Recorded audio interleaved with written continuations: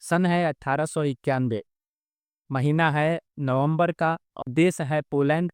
और एक लड़की जो ट्रेन के चौथे क्लास में सफ़र कर रही है, जिसमें ना तो सीट है और न ही साफ सफाई है। वो अपने घर से चारपाई लेके आई है, उसको पूरे सफ़र पढ़ाई करनी है और वो कंबल ओढ़ के उसमें पढ़े जा रही है।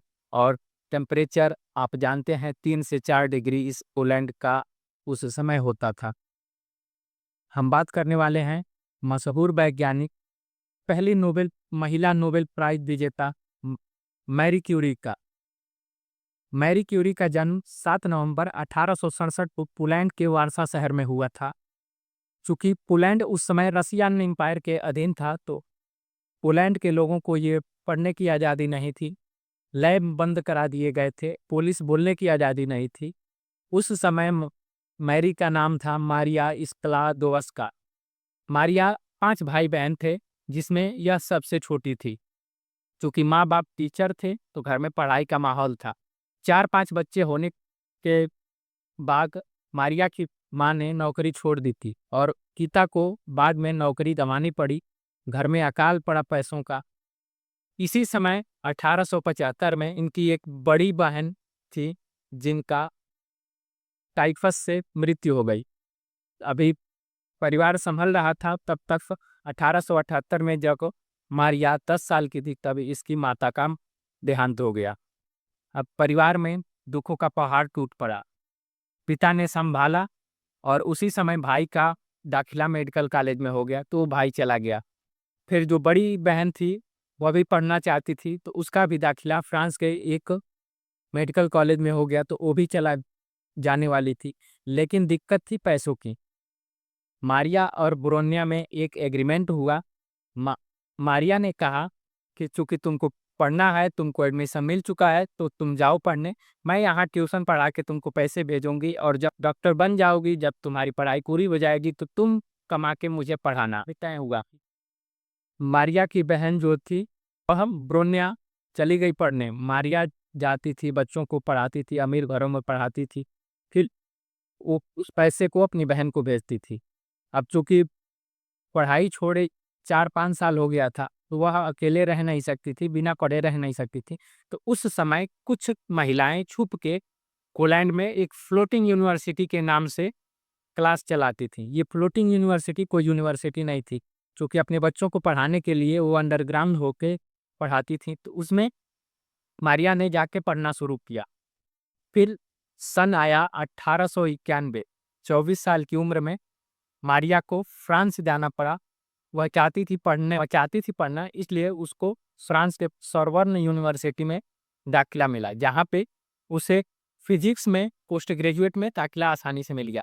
चूंकि पोलैंड में लैब बैंक था, वहाँ पे मेल पैटर्न सोसाइटी थी। शुरू शुरू में तो उसको बहुत ज़्यादा परेशानी हुई। जहाँ वो रहती थी, वहाँ एक छोटा सा कमरा था जिसमें वो रहती थी। पैसे थे नहीं खाना खाने के, तो वो ब्रेड और चाय से काम चलाती थी। कभी कभी पढ़ने में इतना मशगूल हो जाती थी कि वह भूख से बेहोश हो जाती थी। उसको पता ही नहीं रहता था कि मुझे खाना भी है कि नहीं। और इस जुनून ने ऐसा कमाल कर दिखाया कि जब रिजल्ट आया, तो वह हैरान रह गई। उसने टॉप किया और फिर उसने मैथमेटिक्स में पोस्ट ग्रेजुएट करने की ठानी, और मैथमेटिक्स में भी उसको स्कॉलरशिप मिली, और उसने मैथमेटिक्स से भी पोस्ट ग्रेजुएट पूरा किया। क्योंकि उस समय लैब कहीं मिलते कम थे, तो उसका एक कजिन भाई था जो एक म्यूजियम में लैब में काम करता था। वह चुपके चुपके रात को उसको ले जाके वहाँ सिखाता था। फिर किसी ने वो बताया कि तुम पियरे क्यूरी नाम का एक व्यक्ति है जिसका लैब है, तुम वहाँ जाके सीख सकती हो। मारिया क्यूरी वहाँ पहुंची। चूंकि पियरे क्यूरी 8 साल बड़े थे, सन 1895 में फिर दोनों ने शादी कर ली। उस समय बिक्वेरल रेडियो एक्टिविटी पे काम कर रहे थे, लेकिन वो बहुत सारी चीजें समझ नहीं पा रहे थे। उसी पे Maria Curie, Marie Curie, Pierre Curie और बिक्वेरल ने काम करना शुरू किया। उसी समय मारिया को पता चला, यानी उसी समय मैरी को पता चला कि कुछ तत्व हैं जो किरणें छोड़ रहे हैं। उस उसको रेडियो एक्टिविटी कहा गया।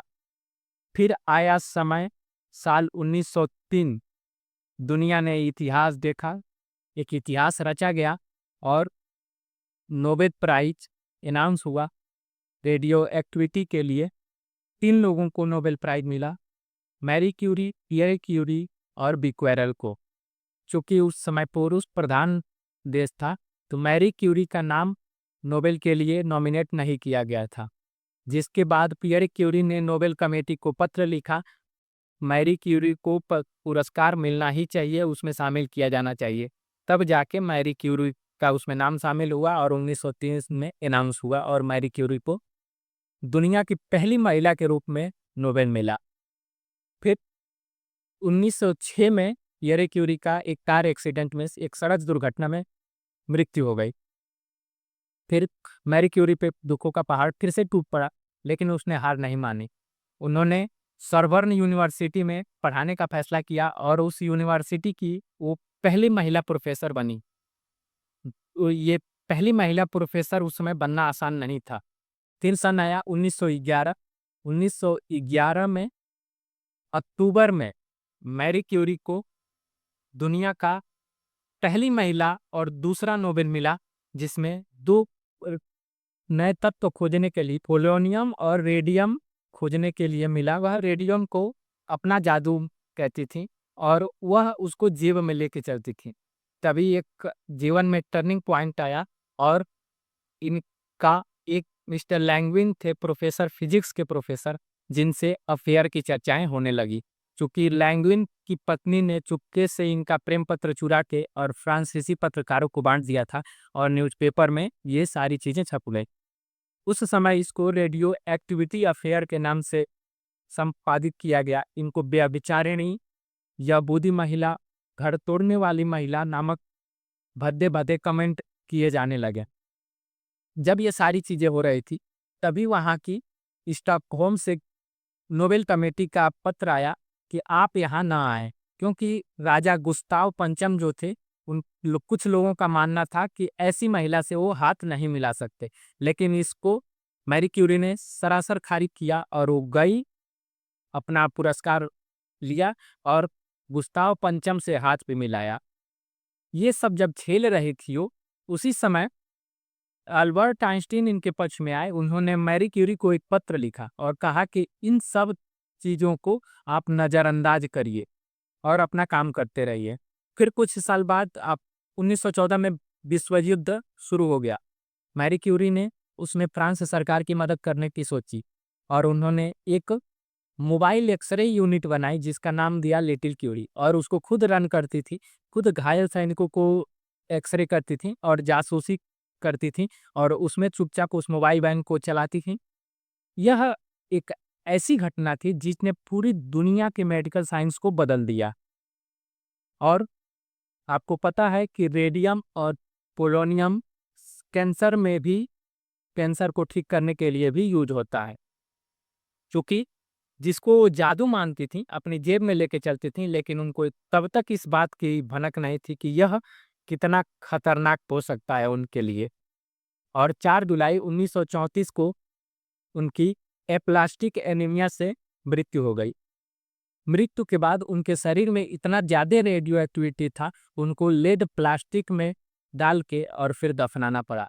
उनकी जो डायरी है आज भी उसको लेड में बंद करके रखा गया है। उसमें इतना ज़्यादा रेडियो एक्टिविटी है, उनके कपड़े, जूते, जितने भी सारी चीज़ें हैं, उसमें बहुत ज़्यादा रेडियो एक्टिविटी है।